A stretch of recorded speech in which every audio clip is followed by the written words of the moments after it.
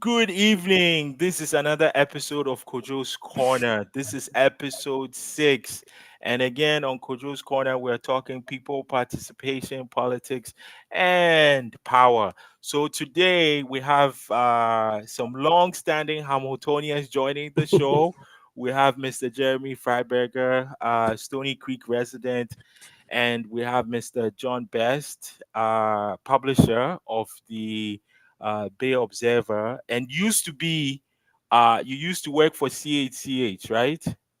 Yeah, I managed the newsroom there for 15 years. Yeah, so some people might not know, but an interesting fact about Mr. John Best. So today we're talking Stony Creek. Stony Creek has been in the news, lots of conversations, lots of decisions, lots of opinions, lots of experts.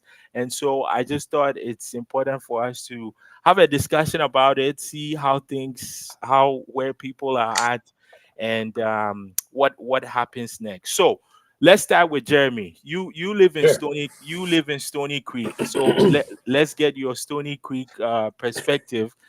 And before you start, again, those watching, this is not an all encompassing. We're just having a discussion here. Nobody is saying it's the gospel or anything like that. So Jeremy, um, you live in Stony Creek. You heard about the parking lots and the decision. Quick question: did you go to Councillor Francis's town hall meeting? Because he did have a town hall meeting to He discuss did. this. Yes. So did Yeah, you no, go? unfortunately I didn't get to go. By the time I found out about it, it was too hard for me to fit it into my schedule. So sadly I Mhm. didn't get to go. But yeah, as you said, like I'm a Stony Creek resident. I literally live across the street from the parking lot in question. It's a block that way. Um, so I walk through it probably 20 times a week, going to either get my son at school or go to the convenience store or go to Shoppers Drug Mart. So I have been involved in the parking lot for every day that I've lived here, basically. Hmm. So then when we before the votes, there's the two votes happened. So what's your perspective on the discussions that were going on with respect to the parking lots in question? Yeah, I mean, it's a good, great question because there are so many different discussions. There's the discussion in council chambers or at GIC. There's the conversations that are going on social media or walking down the street. Um, and I think they're radically different. I've been really disappointed with the online conversation. I think it's been full of vitriol towards people that no one has identified yet. So I've been watching it very closely, seeing things like the BIA change language in their posts from affordable housing to low income housing. And then you hear those words, low income housing, echoed by delegates at council from the neighborhood who are advocating to keep the parking lot. So there's been a concerted effort, I believe, on behalf of the BIA and the chamber and a number of downtown businesses to refocus this conversation on the people. And despite what many of them say, it's not about people versus the parking lot, it's about all sorts of other things. The intentional use of language, I think, is super important, especially when we're going in front of council or delegating online at a council meeting. When we start to attribute words like low income to people, that is meant to evoke a certain connotation, and I think it's dangerous. But I think it's in their minds, I think it's worked for them. I think they've set up one kind of dialogue. The conversation around council, and I rewatched a couple of them today around council and GIC. Um, I'm, there are a handful of counselors I've always been impressed with, and a handful of counselors I'm never impressed by. And I find the conversation around the council table really challenging because they've set priorities and they've made those priorities public, and a number of the councilors continue to drive us back to council priorities, and others want to have exemptions all the time. It's not about this parking lot or a parking lot about people, but we're here to help next time.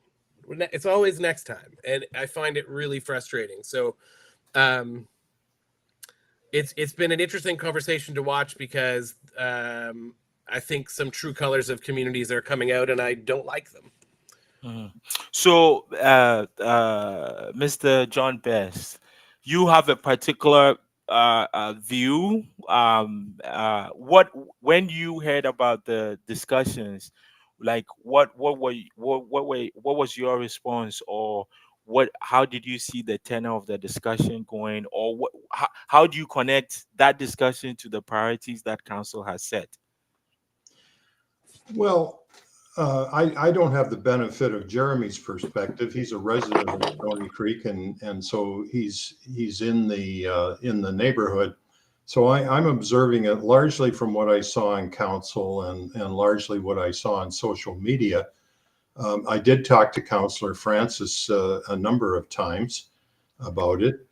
Um, to me, and I don't, I hadn't followed, quite frankly, what the BIA had said. Whether they started using language like low income people. So I can't speak to that, but it seemed to me that the first, for somebody that's largely following it on social media and council, but largely social media, the first sort of slogan I heard was, it's about parking over people.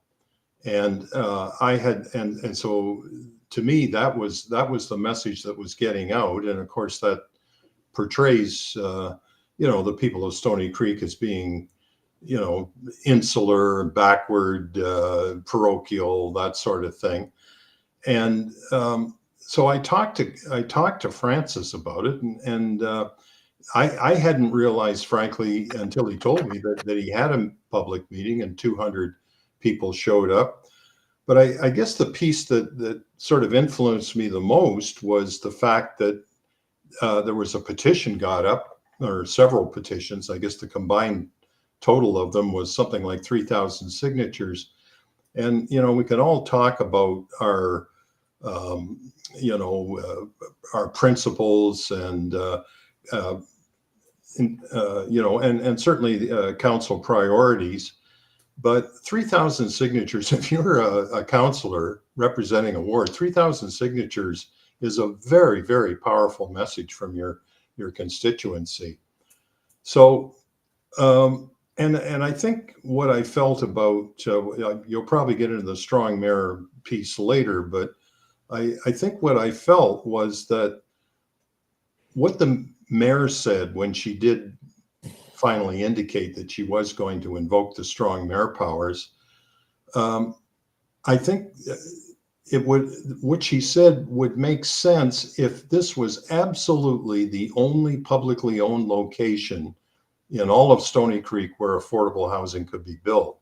But there seemed to be fairly strong arguments around the people that use the lot. And I had a talk, actually, I had a talk with MPP Jack Collins today on another matter. He was involved in some housing announcements today from the federal perspective. But of course, he represented the area as a councillor. And, he told me that back in his day, just before he joined the federal government, that he had asked his colleagues, in fact, they formed a committee to find publicly owned land that could be used for public housing. And he's a very big advocate of public housing. He spent some time in public housing as a kid. So he knows whereof he speaks. But the way he set it up was, rather than have staff go around and try to identify properties, in his case, he sat down with councillors and said, what have you got in your backyard that we might be able to use? And he identified there was a property in Dundas. Councillor Sam Marula, of course, came up with that piece of property in the Queenston traffic circle. Yeah. And there were other properties, and most of them now have actual public housing going up on them because of steps that were taken 3 or 4 years ago. And his point, and I think it's a valid point. I'm not one of these people that thinks that the counselor should be the king or the queen of their, absolute dictator in their own ward. But I think there needs to be taking into account what the local counselor is saying and hearing. And I think it's presumptuous of a counselor outside the ward to assume the worst about a counselor who's constantly interacting with community groups. They're at public meetings. They have to show up for everything that's going on in the community. I didn't think that Councillor Francis was that his view on the matter was given much respect. In fact, I thought he was somewhat disrespected. So I mean, on this podcast, we delve into the specifics. I won't comment on disrespect, respect, but one thing I wanted to show everybody, and I want to get your comment, Mr. Best, because I think if I can share it, I will share it. Okay, I think we have it here, and I will read it out loud so that you don't have to read it. So this was the DIC report that had the list of all the properties, the public owned properties. So it was 171 Main Street. And here they said it was 0.47 acres. Then this, and that's Ward 2. Then it was 9 Clarence Street, also in Ward 2, located Queen Street North and Hess. That's 0.44 hectares. Then there was 70 Hope Avenue, Ward 4, located Hope Avenue near Kenilworth. That's 0.7 acres. Then there was the parking in questions, 5 and 13 Lake Avenue South, Ward 5. And then there was Garth Street, 1126 Guard Street, located on Garth and the Link Parkway. So this was the whole list of properties that were brought before council, and I guess again, Councillor Francis lifted those Lake Avenue properties, and so my question to you, Mr. Bess, is like the other councillors as a group decided that the other properties were okay to move forward. So my hypothetical question here is, if all the other councillors in these specific wards also lifted it up, and maybe there were petitions that were also 3,000 or so, right? Would that mean that council should say, okay, because in every ward there were 3,000 people that signed a petition, no housing should be built on all of these proposed locations? I'm just asking, like, fairly. You're asking me? Yes, like. Well, as you say, it's a hypothetical question. That didn't happen. Okay, fair enough. What happened with Francis was a unique situation, very strong community pushback. And councillors have many duties, but one of them is to reflect concerns in their community. And I don't think, and the other point here is that Francis had been working with the Board of Education trustee, Todd White, on an affordable housing project further down on Lake Avenue at the Lake Avenue School. Mm-hmm. And that was a project that actually been proposed about 5 years ago. Mm-hmm. And he was very actively working on that, because that was there was a number of reasons why that would actually be quite a good site. But it got turned down. Well, the project got thrown out because they decided it was untenable. Well, they were trying to revive it. And it seemed to me, you're looking at these two parking lots in Stoney Creek. The staff report, the one you just showed me, Mhm. If you look at it, it says it's going to take 2 years to convey the properties to somebody who might be interested in building on them.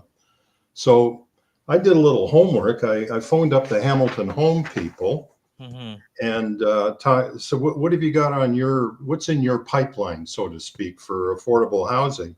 Mhm. So they gave me a list of 10 projects. And of the 10 projects that they have on their sort of their priority list, they only have funding for 2 of them. So the other thing is, who's paying for this affordable housing? The city's going to give away the parking lots, fair enough. Yeah. They're going to sell them for $1 or whatever the case. Mhm.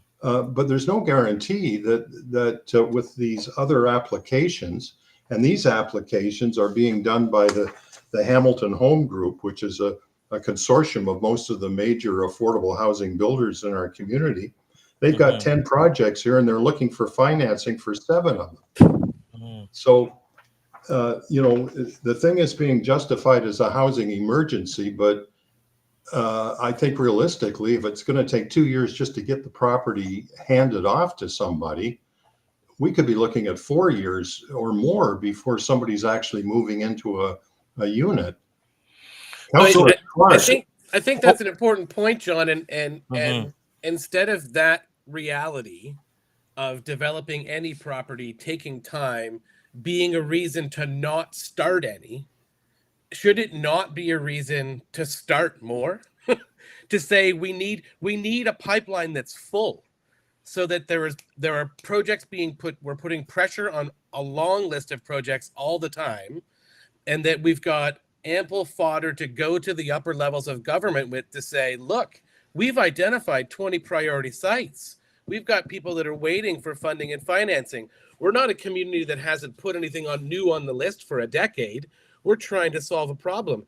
And if we keep waiting until it's this chicken egg thing, we're not going to wait until the federal government shows up and says, here's $50 million, build as much affordable housing as you want. They need to see us as a municipality pushing up to them. Shovel ready project, let's go.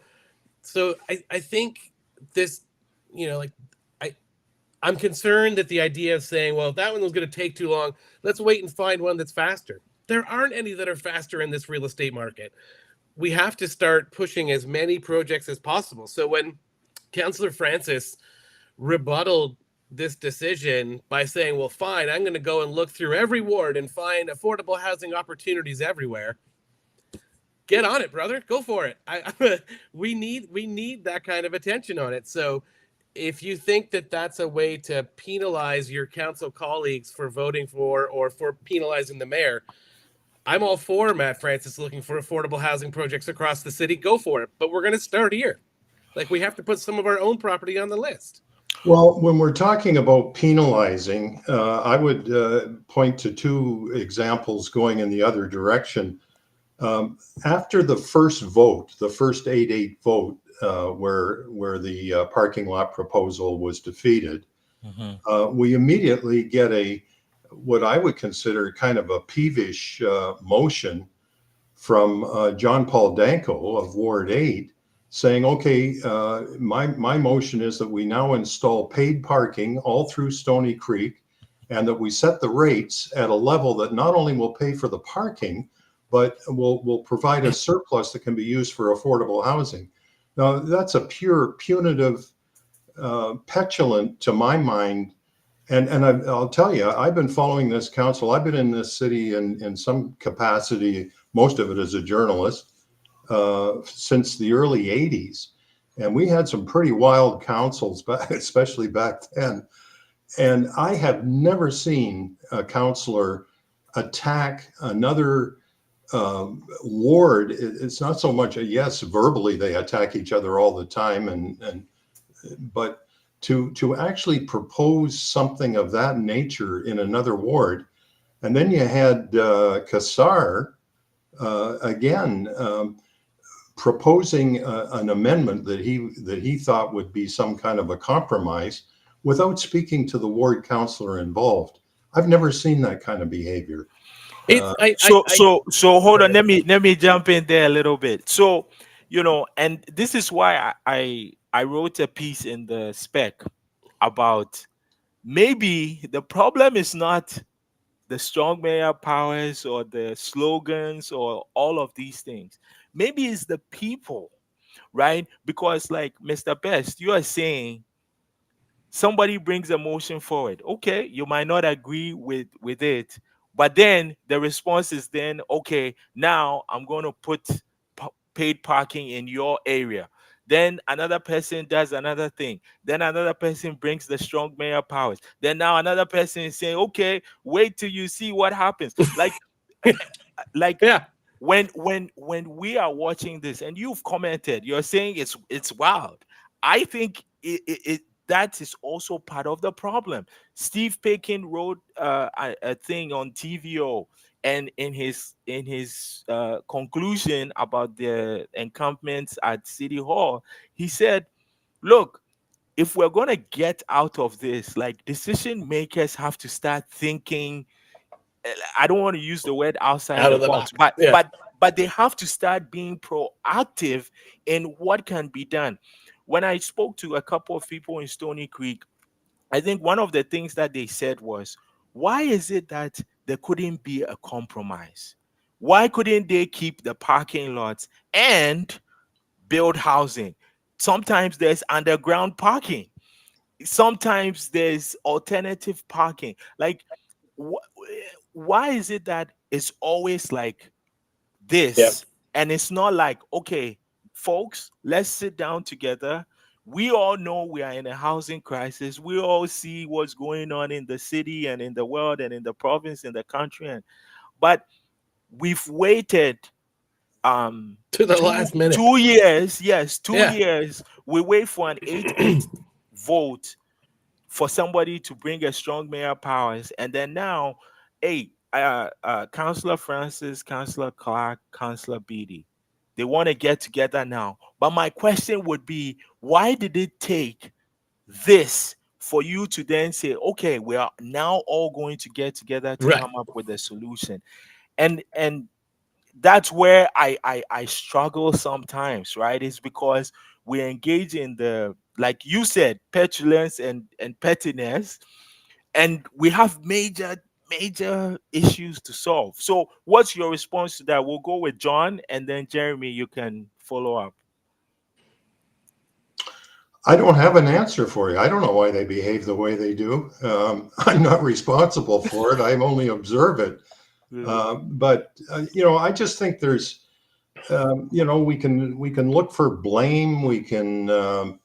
Uh, we've always had councils in this city, as long as I've been following them, where there were uh, conflicts between members. So that's not unusual.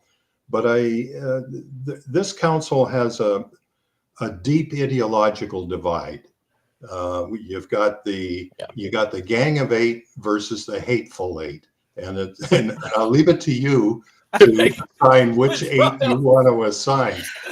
But that's what we've got, and frankly, I see people being scolded at council by the people that I would refer to as people who consider themselves to have higher intellectual and moral qualities than their lesser colleagues. I see finger wagging. It's Bertina's been not as throwing much pens for fun. decades, John. Pardon? John, Bertina's been throwing pens at people for decades. Whitehead's been He calling threw people one idiots in pen council for decades. This isn't anything new. he threw one pen when you were probably still in high school, and the Hamilton Spectator never let him. He apologized for it. He docked his own salary. He volunteered a dockage of salary, The guy and was a he clown. apologized. And So here we are 15 years later, and we're still hearing about it. But that's what so I'm saying. It's What happened nothing to new. forgiveness? so let me ask both of you this question. And I have been thinking about this recently. Like, we all work in a workplace, right? And there are people that we might have conflict with, but we still work with them.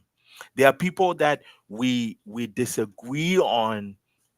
If I'm to use your word, Mr. John Best, ideological philosophy, whatever it is. But at the end of the day, if we are not working together, right, then and we just heighten the divisions and the you did this, I did this, da da da da da da da da da da, da, then what are we actually solving? Because at the end of the day, people their real life impacts on not addressing certain things. I think it was Councillor Clark in one of the council meetings. His comment was that we have a serious public engagement problem as a community. I think we've had it for since amalgamation, maybe before. Hamilton's known as a city with a laundry list of projects that it fumbles on because we are poor communicators, whether that's between each other or from council out or public in. And so I think Councillor Clark brought that up when Matt Francis asked for time to do some public engagement. And I think that my gut reaction, like you're saying, Kojo, is like when you're in a place with a lot of different people, you've got to find a way to still move forward. And I think that comes from leadership, right? It takes a strong leader or leaders in an organization to rally disparate ideas and disparate minds to focus in on what we really need to do. So, maybe some of the fault of where this narrative is gone and the candor of the discord is gone lands at the feet of Mayor Horvath, in that it's her job to try and move that group as a whole towards the priorities that have been set by council as a whole, and not have it that we've got the happy eight and the angry eight or whatever they are. That between meetings, her job and senior staff's job is to aid her in that, is to convince individual councillors of a path forward, find the compromise. I think where she got to as a mayor was that seemed kind of deadlocked. And so I think by using the strong mayor powers, what she was doing was saying, I'm going to put and I do this as a boss sometimes, I'm going to put one of these disputes to bed. I'm making a call. We're going with A. Now that A's been decided, we're all still part of the same team, but A's been decided. So with that set aside, now let's make good choices together. So I think it's incumbent on the mayor now, because there's bad taste in everybody's mouth. Me and my neighbor, literally neighbor, are on completely different sides of this. She delegated to council, I didn't. But it's up to the mayor now to find a way to reignite her team around the idea that we've decided it's affordable housing. But we've heard from the community, as much as I think some of the things said by some of the delegates are absolute fabrications, the parking is essential. There is definitely a way with the smart minds in this community to have a parking lot and housing coexist. There has to be. So let's put that to bed. If we can all be adults and push the negativity out and say, great, Clark, Francis, everybody, BD, let's get around the table, BIA, Chamber, whoever, and find the way. Now apply your made in Stoney Creek solution to the decision that's been made by the mayor. It's affordable housing on these lots. Let's do it the best way possible for Stoney Creek. If we can't get there, then we need an election. I don't know. Oh no, We're don't. getting one in 2 years. Yeah, don't go I'm there. kidding. The strong mayor powers, I don't want to delve on it too much, but I still think it plays a huge thing. I said I don't think it should have been used. If you believe or have a principle that the strong mayor powers are anti-democratic or whatever, you stick with that principle. All right, fair enough. Now I'm saying that now that it's been used, and I get your point, Jeremy. You are the boss. You say, let's go, and people got to deal with it. But in politics, usually there's no boss per se. So the But there is repercussions, now. Yeah. probably, yes, but there are ripple effects of that decision. Yeah. And now we are hearing some of the comments and whatnot. What happens now? Like, and when I say what happens now, I'm not just talking about the Riverdale community hub page. I'm just talking about the conversation, Yeah. because this conversation is still going to happen. It's not, if not in Stony Creek, Dundas. If not in Yeah. Dundas, Ancaster. If not in Ancaster, the mountain. If not mountain, Binbrook, wherever. Yeah. So what happens next? We'll start with John and then we'll follow up with Jeremy. I don't know exactly what's happening next. I don't think any of us do. I just my general thought on strong mayor. Um, I don't understand why Ford didn't repeal it when he repealed. Remember, this was all about housing, and to give Andrea credit, if we can draw two comparisons here between Andrea and our next door neighbor mayor, Marianne Mead Ward. With Andrea, at least you can say that she invoked it on a matter involving housing. Right. Whereas with Mead Ward, it's about an apparent human resources issue, departure of senior managers. It sounds like it's more to do with her management style. So having said that, I think she pulled the trigger too soon. I don't think we. It's one thing to say, can we have parking and housing on the lots, but then you're still on the lots. And I think what didn't get explored more fully was, what are the affordable housing opportunities in Stoney Creek? I think if we approached it from that question, what can we do in Stoney Creek? Because these two parking lots, aside from the fact that the city has said they're willing to give them up, they're no closer to any kind of development that I can see than would have been the case with the other Lake Street property, which had been discussed over a period of several years. And I'm not advocating for the other one. I'm just saying, what else is there in Stoney Creek that we don't even know about that might have had some ability? She's pulled the trigger on this strong mayor power. She can't put the genie back in the bottle. You've now got three councillors representing Stoney Creek that have formed a voting block within a voting block.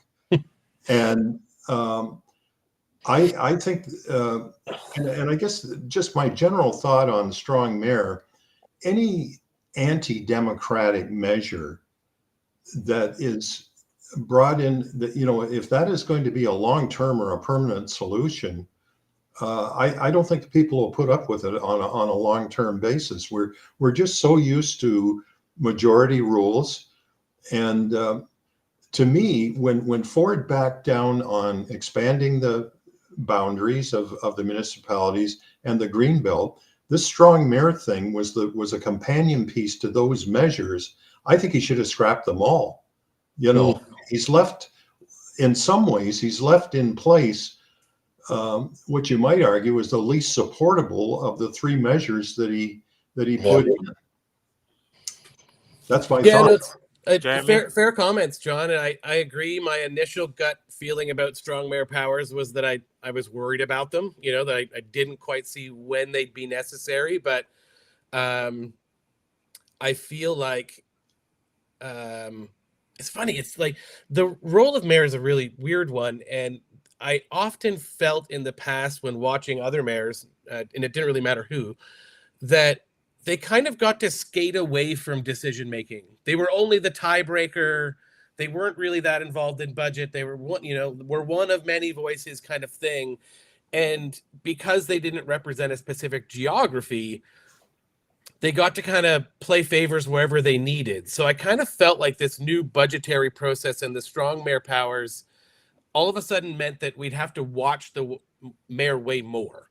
Like they're of greater value now or whatever than they perceived to be in the past. So, and with it tied to housing, I was fine with the decision that Andrea made to pull the trigger and say it was on housing. Whether it was the right time for her to use it, I think is a totally valid question. Did she give the conversation enough room to play out and maybe find compromise, maybe not offend so many camps? or create so many camps over one issue. But at the end of the day, I'm glad she's made that decision. Um, Councillor Kretsch brought up that no matter whether we build 23 units or 67 units on these two plots on Lake Avenue, and maybe we build 100 more on the other Lake Avenue property, we are still miles and miles away from our affordable housing need. Miles away.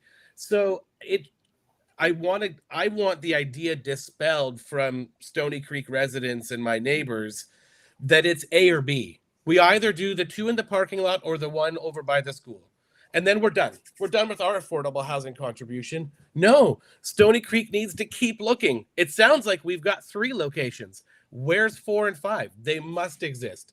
We've got a church at the end of the street with probably a 600 car parking lot.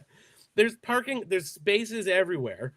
So I think it's important that Stoney Creek, the BIA, the chamber, and residents not get trapped into this narrative where they think it's A or B and then we're done our part. It's that we need all of these sites for affordable housing. We now need to think about how do we do them really, really well, so that we're not, cutting off the arm despite the leg or whatever. So we need to rethink that. So I hear you. I think that maybe it was early on strong mayor powers, but the reason I've let it go in my mind is because it was housing driven, for sure. Oh man, yeah, that's a tough one. One of the, I think it was in today's CBC Hamilton, they talked about the community hub pitch. One of the things that they mentioned was that um, they would have to get permission from the province, because in the if it's a school owned property or something like that, it has to be under the Educational Act Yeah. and whatnot. Like I find that sometimes it's like some of the easy tasks that we could do or that the municipality has control over, Yeah. like maybe they should do that properly and just communicate it with people, right? Right. Like I think about, I'm on the mountain, I think about the Garth Street proposal. I went there, I looked at it, it's pretty small, but I was like, you know what, there's going to be housing here for people. Cool. Yeah. So I think sometimes maybe we wait too long for the discussion so that when people hear the news, then they feel like they haven't been heard, and Yeah. so they go somewhere to voice that anger and not hearing. And maybe that's what Councillor Clark was saying. We have an engagement problem, and we all have to fix it. So Can I ask a question of that, Kojo? sure, sure, sure. So that implies that that community consultation is needed for civic decisions. So I don't think there's personally, I don't always agree with that. I think we've elected officials, we've set priorities. Not every citizen has or needs the ability to have their voice heard about every project. And I think the concern with affordable housing is that all it turns into is a NIMBYism circle, right? So if we go out and say, is it okay if we build affordable housing here? Why do I get the veto of whether affordable housing gets built on my street or not? If it's been set as a multi-level government priority to build affordable housing across our country, I don't think I should have to get to say whether the empty lot next to me can be that. If my city officials and staff, who are all smart people and get paid lots of money to figure out these things, have decided that's the best spot. We get paid lots of money. You don't agree on the full definition I gave them? Say no more. Why? Like, I guess I just question whether citizens need to have a say in the micromanagement of our city, and I think it. In the world of consultation, I teach a workshop on community consultation. I've taught it all across the province. One of the biggest principles that I teach people about is the idea of honest impact. That if we go out and ask people for their opinion, We then have to be extremely clear with them about whether their opinion can change anything or not. So loads of people go to public consultation to say, I want my buses to be purple. And everyone in the room says purple, but then the city decides, no, buses are going to stay yellow because the Transportation Act says buses have to be yellow. Sorry, we shouldn't have asked you what color you wanted the buses to be. People expect, if they give their feedback, for it to be then implemented. I So agree with you completely on that, and I think when we're talking about government at all level, but especially municipal, because it is closer to the people, totally. the public consultation is not only misused in every community, but certainly the two that I observe most closely, constantly misused, constantly used as almost a manipulative tool, Mm, where you say it's a box to be checked. So right. you can say We did we it. did it, we did the consultation, Yeah. and so you end up with things like 35 people deciding huge issues, and this is thrown into the hopper as part of the justification. So it's I'm very skeptical of the way public consultation is used, particularly at the municipal level. I've seen it misused in Toronto, and certainly here in on many major projects. And I think in the case of the Stoney Creek parking lot, we actually have both sides of the debate using public consultation inappropriately. I would I would love to pick apart the 3,000 signature list. I would love to understand what the city's done to reach out, but I think maybe at the core of it is that the question is, does this require public input? It's city-owned land. It's zoned residential. It's a city priority to build affordable housing. What do citizens need to be involved in? I have to disagree. I mean, we live in a democracy. We want to engage people, and I just I'm not on for saying, well, they're the experts. Let's just sit back and let them have their way. This is a participatory exercise, and I just would be very uncomfortable saying let the bureaucrats run it. Because I don't have the kind of confidence that, yes, they're well paid and they're probably well educated, but I think horrendous blunders Oh, sure. made by very bright people. I sometimes think that too much brightness can almost be a distraction against getting things done properly. Yeah. So, maybe now all of you are bringing some important questions. We don't have time to answer those questions today, but I will tease them out a little bit. I think, I think what we are also saying is that meaningful community consultations with actual impact. And to me, and this is my opinion before people get out of hand, to me, to me, that is the role of the mayor and the councillor. Come to us, and I mentioned this in my spectator piece. I'm like, you bring people along. You don't sit back, wait for some decision to start Yeah. happening, and then you're like, okay, time to let's talk about it. And one of the things that I don't see happening is the continual uh, uh, uh, Yeah. uh, connection between you go to council every day, you're having all these meetings. Give us an update, not just in a Yeah. newsletter, but like tell us what's going on so that when things are coming up, we can say, hey, you know what? In 6 months, there's going to be a report that's going to come up with this and this and this and this and Yeah. this. Please do da da da da da da da. We don't see that. And again, I'm saying everybody. I'm not singling out anybody. I'm saying everybody.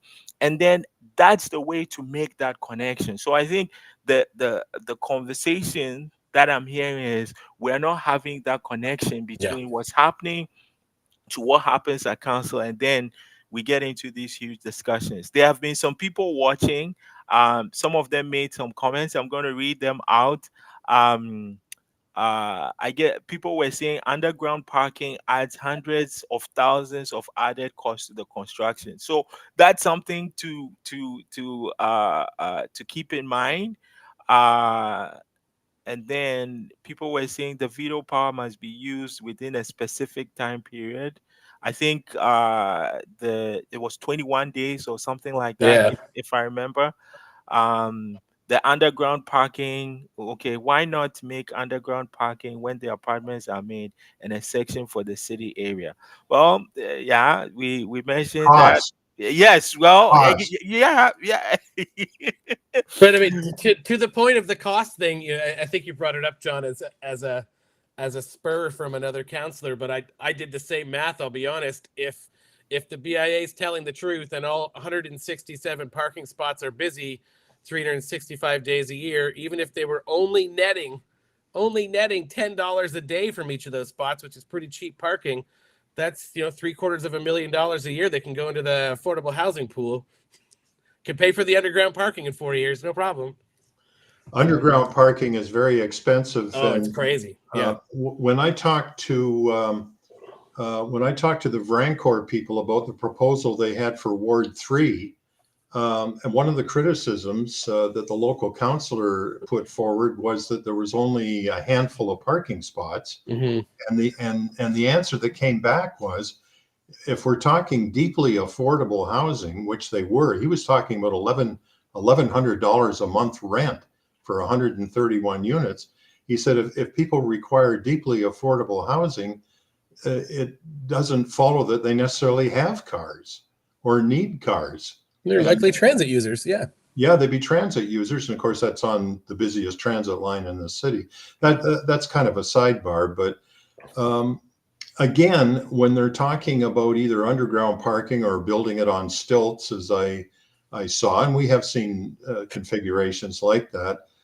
Once again, though, it's back to that's the only place where affordable housing apparently can be built in the town of Stoney Creek, and I that's not true. So, if there's going to be compromise, there has to be a compromise on all elements of the debate, I think. Mm. So, the good thing is we are waiting to hear from Councillor Francis and Clark and Beatty's made in Stony Creek plan, and I'm hoping they take your recommendation to heart. And so, when we hear or when there are any other developments of any other housing projects and prospects in Stony Creek and all of Hamilton, and all of Hamilton, will bring both of you back to see if anything changed from the 12th April 2024 to whenever we hear those developments. So again, thank you very much, Jeremy Freiberger, Stony Creek resident. Does lots of work also in Hamilton. You can contact him and he'll tell you about all the work he does. And then we have Mr. John Best, the publisher for Bay Observer. And again, to those that are tuning in, I see we have lots of people tune in. We had like over 100 people watching. Nice. Thank you for tuning in. And again, the purpose of this show is to have some of these conversations in a 5 minutes news article. You can't have these conversations at council. You definitely cannot have these conversations. 5 minutes, and So then they ring the bell. yeah, there you go. And we spent close to an hour, and we could even delve into more Totally. conversations. So um John made it through the hour, You so did it. that's good. Yes, he did. Camera stayed on. So thank you for tuning in. We have some great guests coming up in our next episodes. We have Dante Helen, young Hamiltonian resident that is going to be talking about his experience with Model Parliament up in Queen's Park. And then we also have Paul. Paul is one of the co-chairs of Cycle Hamilton, who will also be talking to us about some of his projects and cycling matters here in Hamilton. So stay tuned. Again, you can follow us on YouTube, Twitter, and Instagram. Thank you very much. And again, it's bye from us, Kojo's Corner, where we center people, participation, power, and politics. Have a good weekend. Thanks, Kojo. Good night, everybody. See you, John. See ya.